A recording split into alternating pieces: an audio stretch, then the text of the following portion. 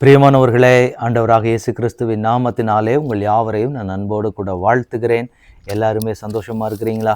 இந்த நாளிலும் தேவனாகிய கர்த்தர் நம்மோடு கூட பேசுகிற ஒரு வார்த்தை மற்றும் ஒரு ஆலோசனை, ஒரு வாக்குத்தத்தம் என்னவென்றால், எரேமியா தீர்க்கதரிசியின் புஸ்தகம் 1ஆம் அதிகாரத்தினுடைய 7ஆம் வசனம் 8ஆம் வசனம்.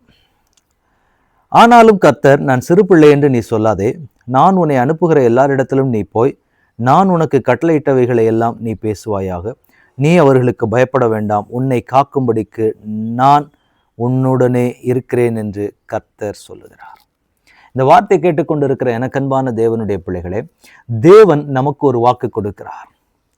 நாம சில இடங்கள்ல போய் பேசும்போது, நம்மெல்லாம் பேசினா இந்த ஜனங்கள் கேட்பார்களா? நம்மெல்லாம் போய் பேசினா சில காரியங்கள் அந்த இடத்துல எடுபடுமா? நாம் பேசி இந்த காரியத்துக்கு ஒரு முடிவு வருமா? அப்படிங்கிறபடி நிறைய காரியங்களை நம்மளை நாம யோசிச்சு கொண்டு இருப்போம்.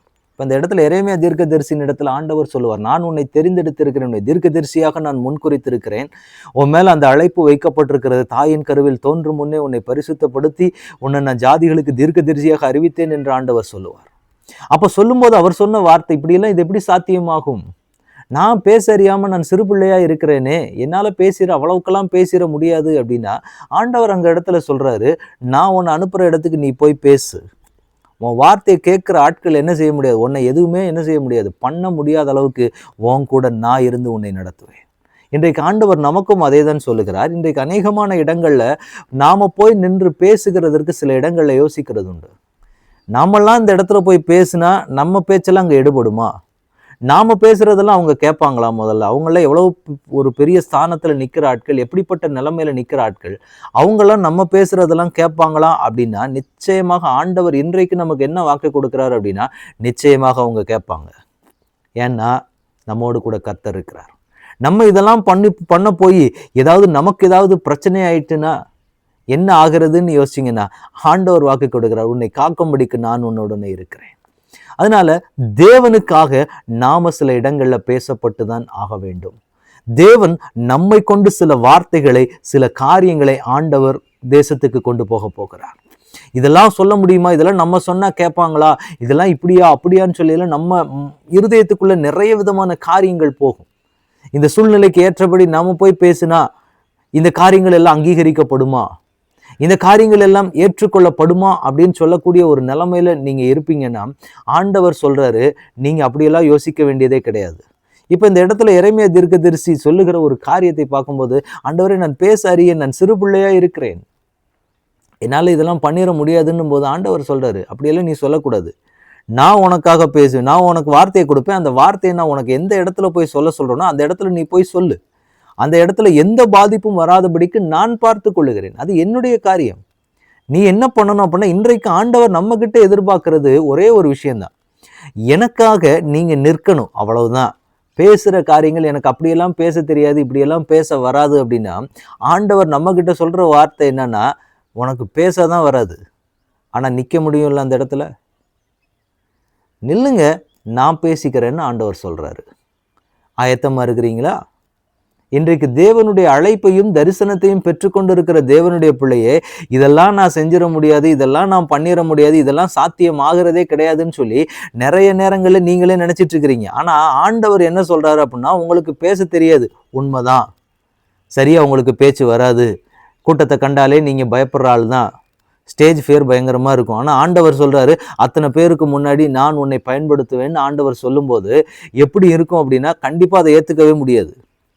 நம்ம பயப்படுவோம், பயந்து நடுங்குவோம். ஆனா ஆண்டவர், அதனால இப்படியெல்லாம் ஆண்டவர்கிட்ட சொல்றோம்னா நம்மளை விட்டுருவாருன்னு நினைக்காதீங்க.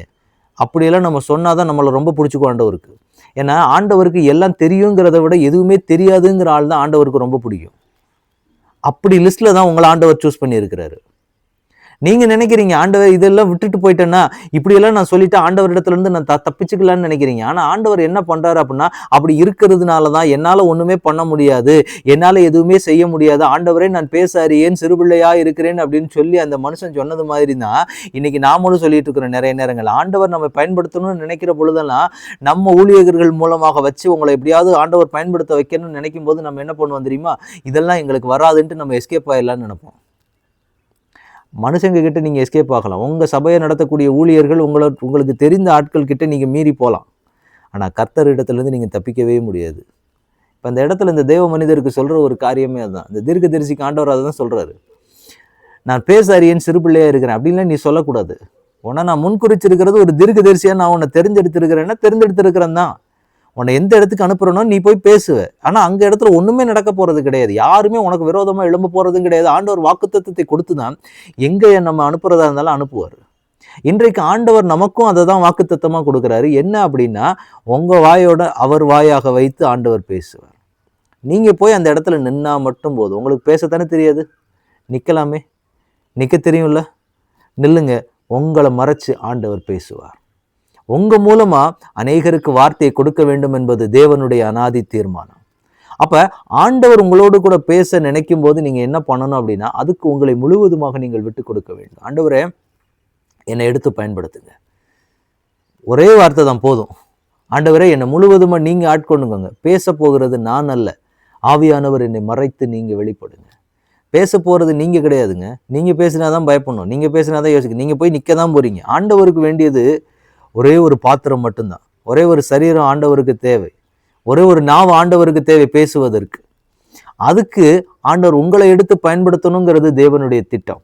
அப்போ அந்த திட்டத்துக்குள்ள ஆண்டவர் உங்களை கொண்டு வரணும்னு ரொம்ப ஆவலோட ஆண்டவர் எதிர்பார்த்து கொண்டு இருக்கிறார். அதனால நீங்க என்ன பண்ண போறீங்க அப்படின்னா, இன்றைக்கு அப்பாவினிடத்துல ஒப்பு கொடுக்க போறீங்க. தகப்பனே, என்னை முழுசுமா நான் உங்க பாதத்துல ஒப்பு கொடுக்கிறேன்.